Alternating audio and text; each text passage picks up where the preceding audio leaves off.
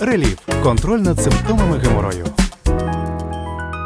Польща закликала Німеччину надати Україні далекобійні ракети «Таурус». Варшава сподівається, що постачання ракет «Атакамс» підштовхне Берлін. Про це говорить той міністр закордонних справ Польщі, якого я так люблю цитувати, який є рішучий в своїх заявах і в своїх діях, Радослав Сікорський. В інтерв'ю німецьким медіа він це говорить, щоб бути почутим і німецьким суспільством, і німецькими журналістами, і головним блокатором виділення нам «Таурусів», не дуже рішучим, не знати, з яких на те причин їх було вже мільйон, але ні однієї конкретної, канцлером Німеччини Олафом Шольцом.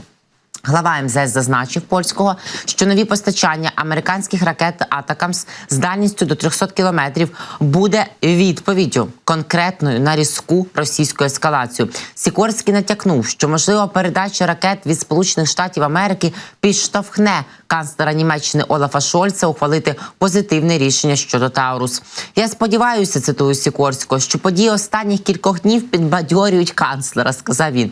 Ми теж, тому що ще до цієї заяви ми говорили з багатьма військовими експертами, аналітиками, міжнародниками про те, що з Павлом Клімкіним, нашим улюбленим дипломатом, колишнім міністром закордонних справ України в 2014-2019 роках, про те, що так як було, пам'ятаєте, із Леопардами і Абрамсами, то тут теж такий пінг-понг, але вже ракетний, і чекали один від одного Штати і Німеччина. Але бачимо, що якщо Вашингтон наважився, то Берлін далі з острахом, буквально вже після тої інформації, яка була відома про передачу нам атакамсів, що вони будуть закладені як мінімум в пакет допомоги, проголосований минулої суботи, ми побачили ввечері 20 числа квітня Палатою представників Конгресу США, ми побачили заяви від Шольца, канцлера німецького, що його позиція щодо «Таурусів» незмінна, що не планує. Бачите, ось так, які страхи керують, очевидно, Шольцем. Сікорський додає, нагадує, що росіяни знищили вже 70% енергетичних потужностей. Ймовірно, має на увазі теплогенерацію України, що є військовим злочином. І польський міністр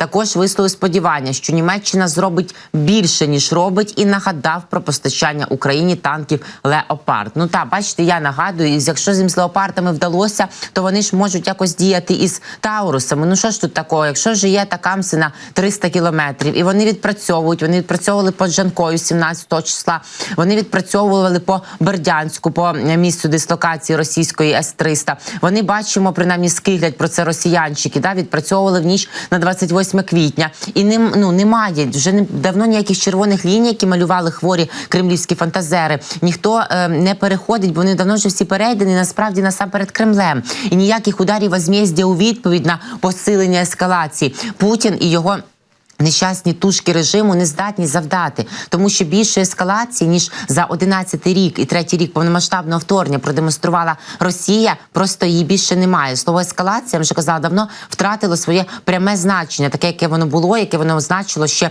2,5 роки тому, тим паче, і раніше. Тому нічого, вже немає ніяких, так би мовити, козирів і джокерів у Путіна немає, щоб задіяти. Він же використав все, він знищує наші мирні міста, він бомбить мирні голови українців і дітей. Він посилає каби від 50 до 100 на український фронт за день, по 20-30 зараз на гарячих напрямках. Він посилає живе гарматне м'ясо, ракетно-шахедні комбіновані масовані атаки на інфраструктуру енергетичну, портову, припортову, на звичайні гаражі, дачі, воює з психічними лікарнями. Тобто, вже все, ескалації немає. Це зрозуміли в Вашингтоні, але бачимо, що до Олафа Шольца дещо доходить повільніше. Хоча, здавалось би, Вашингтон за океаном, а Німеччина, яку день через день своїх пропагандистських помийних шоу закликають бомбити, гатити, йти на неї російські пропагандисти, набагато ближче. І розуміючи це виклики, канцлер Німеччини мав би якось піднатиснути, але поки щось на ці гальма таурусні все-таки він своєю ногою давить. Ми будемо сподіватися, що якось це він переживе. Та більше, не тільки проти цього Берлін проти. Берлін виступає з позицією категорично проти вилучення активів Російської Федерації на користь України. І наші колеги з Wall Street Journal намагалися дізнатися, чому ж тут, яка тут причина, 1001 причина Олафа Шольца. Колись я напишу про це книгу. Німеччина побоюється, що це створить прецедент і спровокує нові позови проти них за злочини Другої світової війни. Згадала бабка, як дівкою була, так би мовити. Берлін став одним із найзапекліших противників спроб вилучити частину майже 300 мільярдів доларів заморожених активів Кремля, пише The Wall Street Journal. Чому? Видання зазначає наступне. Німеччина побоюється, що вилучення, а не заморожування цих коштів може створити прецедент і спровокувати нові позови проти них за злочини часів Другої світової війни.